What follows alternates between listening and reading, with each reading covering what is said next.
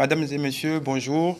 Ce matin, nous allons nous entretenir d'un sujet qui a fait tant polémique il y a quelques mois de cela, le partenariat public-privé.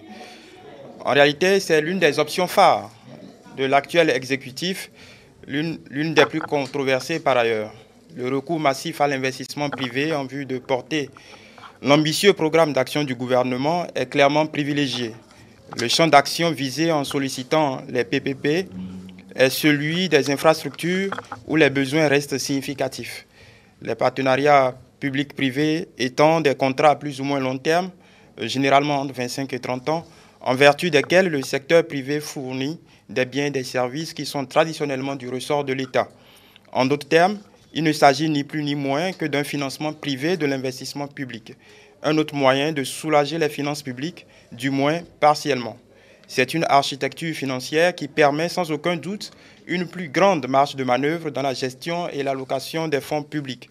Et quand on parle de PPP, on pense aux grands projets physiques et d'envergure, ports, autoroutes, centrales électriques et autres.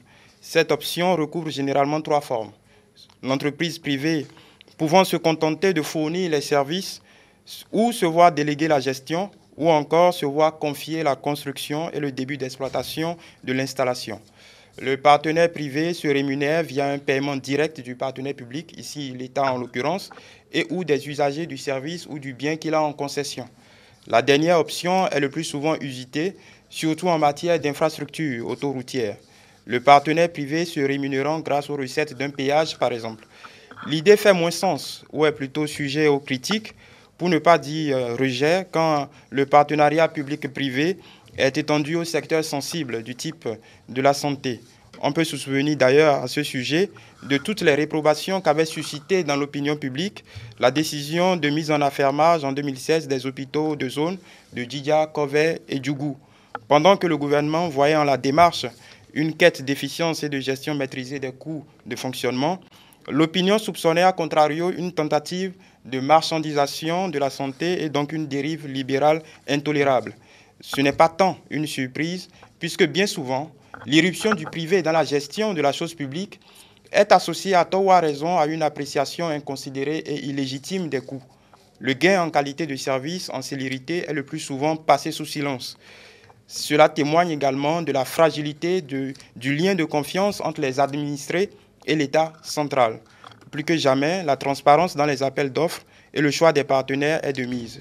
D'autant qu'il est probable que les PPP deviennent dans notre pays plutôt la norme que l'exception. Et surtout dans le domaine de l'énergie. Car au vu du déficit énergétique et de l'ampleur des investissements à consentir, le gouvernement a depuis ouvert la voie et de concert avec le Togo au sein de la communauté électrique du Bénin à un recours aux producteurs indépendants. Et qui dit producteur indépendant dit investissement privé à 100%. La rémunération se fera par le biais d'un contrat d'achat du kilowattheure à la société béninoise d'électricité et d'eau dans le cadre d'une concession longue durée.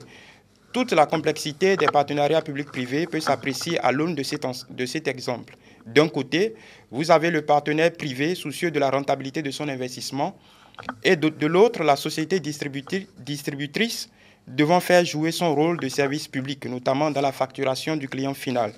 Toute discordance dans la collaboration de ces deux entités peut accoucher d'une grille tarifaire erratique et déboucher ainsi sur de véritables conflits sociaux, d'où la nécessité d'une régulation forte de l'autorité publique pour ne pas laisser tout un secteur à la merci d'un acteur privé, surtout quand il s'agit d'une multinationale. D'ailleurs, la jurisprudence internationale ne milite franchement pas en faveur de pays à faible revenu comme le nôtre, d'où l'impérieuse nécessité de bien négocier les contrats en amont et de s'entourer de toutes les précautions juridiques inhérentes à ce type de contrat. La récente éviction du groupe français Veolia de la gestion de l'eau et de l'électricité du Gabon cristallise à elle seule les travers que peuvent engendrer ce type de collaboration.